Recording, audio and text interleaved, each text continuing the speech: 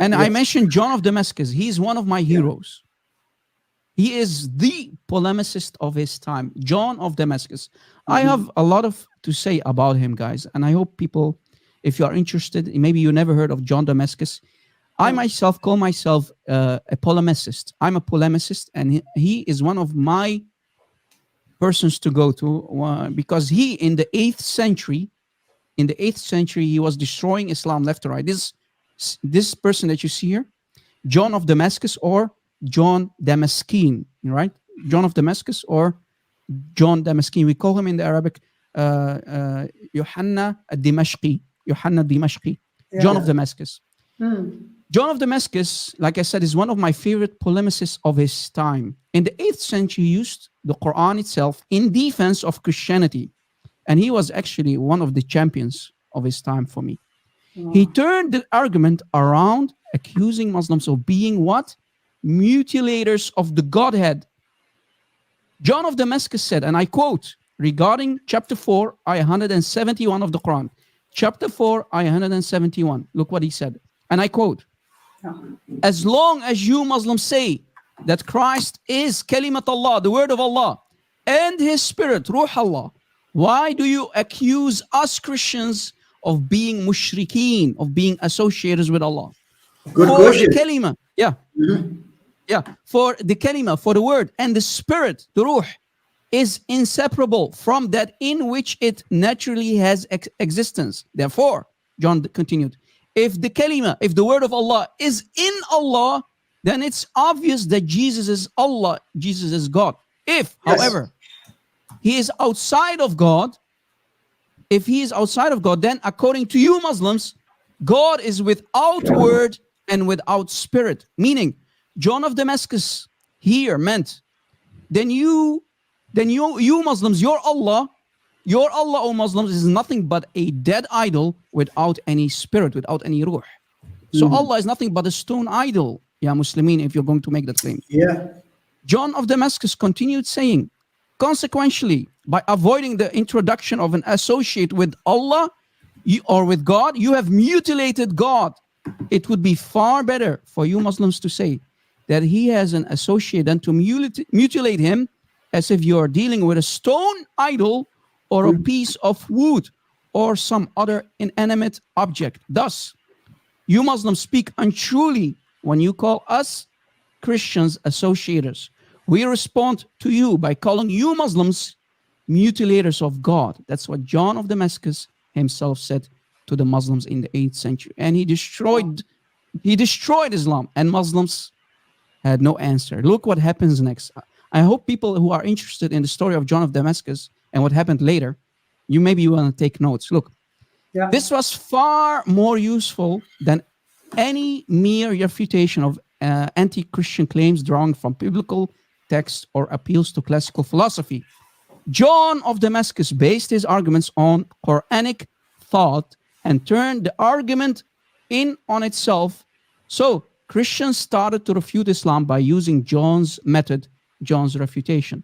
So you see, guys, this is why we always say on our live stream, polemics is key to refute Islam. Apologetics does not work with the Muslims, because in the end, when you're going to share the gospel with them, they will say the gospel is corrupted. So the best weapon, like John of Damascus, was polemics. He was the polemicist of his time.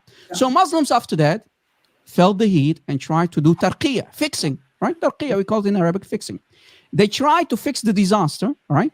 The Muslims went to the caliph of that time, Caliph al-Ma'mun.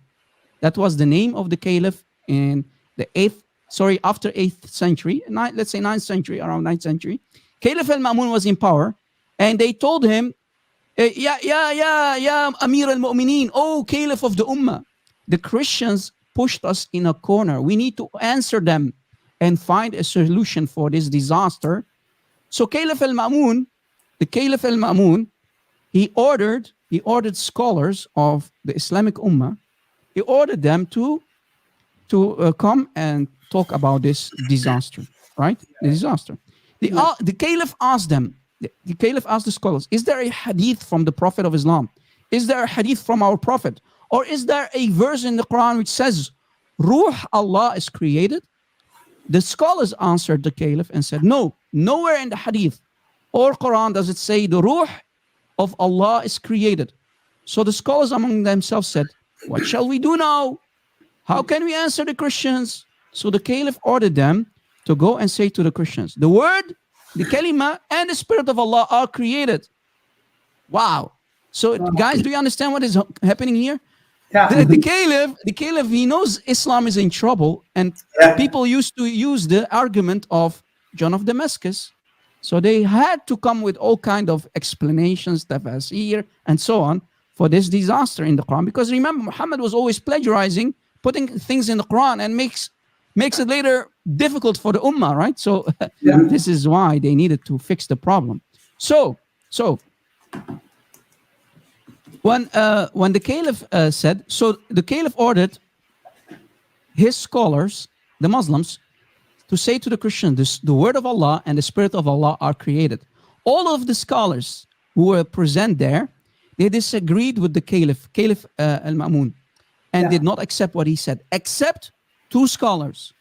Only two scholars agreed about that the ruh and the word are created. Their names were Ja'd bin Dirham and Jam ibn Safwan. Jam ibn Safwan and Ja'd ibn Dirham. These two scholars, they did agree that the ruh and al-kalima are created. They agree that the word of Allah and his spirit are created. Yet, another scholar, famous scholar, and maybe you know his name, brother and sister, Imam Ahmad ibn Hanbal, who is the founder of the Hanbali Sunni school. You know, people like Muhammad Hijab, Ali Drama, Ibn Fibn, all of them, they follow the Hanbali school, right? So Imam Ahmad ibn Hanbal, when he was a scholar of his time, he called these two scholars out and said, you are a bunch of kuffar. So he made takfir on them, right? He said, you are disbelievers, you are out of Islam when you say that the spirit and the kalima of Allah are created. He said, and I quote, Imam Ahmad ibn Hanbal, he said, and I quote, Allah's word, Allah's kalima is not created. And look what happens next to Ahmad ibn Hanbal. Ahmad ibn Hanbal was thrown in jail. The caliph, they threw him in jail, and they tortured Ahmad ibn Hanbal for saying that kalimat Allah is not created. So he got tortured in jail for 20 years, for 2 decades. They are insulting him. They are torturing the poor guy for saying that. Because Caliph, imagine. So because Caliph al-Ma'mun believed that the word of Allah was created. The next Caliph after Caliph al-Ma'mun, so the successor of Caliph al-Ma'mun, said, no, we have to retract that claim. We have to take it back. So they changed their mind. Imagine, guys. One of the main doctrines in Islam, they changed their mind because Muhammad did not tell them, right? Is the word created? Is the ruh created or not? They had to guess. Always, Islam is nothing but a lottery. You buy a lottery ticket and you guess. Maybe I will win the $1 million or not. So the next caliph, after Caliph al-Ma'mun, the successor, said, no, we have to reject our claim because he agreed with Ahmad ibn Hanbal, the word of Allah is uncreated. So from now on, we have to say the word of Allah is uncreated. So as you see, guys, my friends who are listening, so as you see, Muslim scholars among themselves started to debate, is kalimat Allah created or uncreated? Allahu alam. You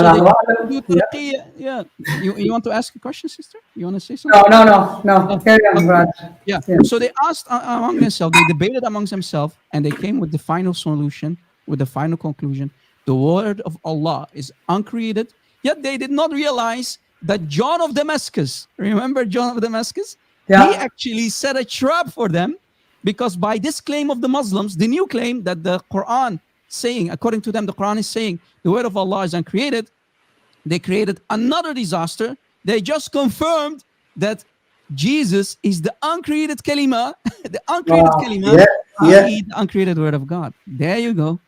So whatever you are going to say, you have a problem. You say it's uncreated or not created, still you have a disaster to deal with. So this incident is a famous, well-documented fact, my friends, which we can find in the Islamic books written by people like, such as Abu Zahra, who is one of the historians who wrote about this very famous incident in the Islamic history. As you see, some Muslims try to say the word of Allah is created just to oppose the Christian refutation, right? Now Muslims of today say that the word of Allah is uncreated, yet they put themselves in a very, very difficult position, because if the word of Allah is uncreated, that means automatically that Jesus in Islam is uncreated. Yeah. What does that tell you? Now, do you understand why I call this one of my heroes? John of Damascus, guys. Do some research. You'll be shocked how smart this guy was. Wow. Yeah. A champion for me. One of the champions in Christianity. Yeah. So, you want to say something before I move to the next topic, brother, sister? You want to say something? You're doing amazing, brother, and it is so great. We're learning a lot of things. John Damascus, he made a wonderful finding. That shows me we need to know what other people believe about us, and then we have to refute them as well. So he knew what Islam believed and what Islam believed about us as well, about Jesus and Christianity.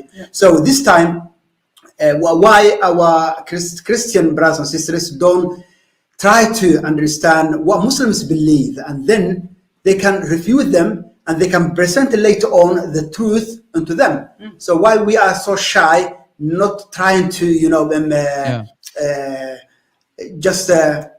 knowing what they believe, kind of exposing them later on, as brother John Damascus did. Yes. So his argument is still alive, and we can use it still. But us now living in this world, technology is advancing. We can learn about Islam and our champions also. Yes, sure. Our champions like John of Damascus. I hope Christians, instead of watching Netflix and movies, playing video games, we need to do some research. What did our earlier champions like John of Damascus said? What did they do? Yeah. What did the earlier polemicists like John of Damascus do with Islam in the 8th century? He knew how to destroy Islam, and he created a huge disaster for them. And they started to debate among themselves. The scholars, imagine, guys, they are. You have a huge group of scholars, and you have the caliph. All of them debating among themselves: is the word created? Is it uncreated? Because what are we going to do about this? Exactly.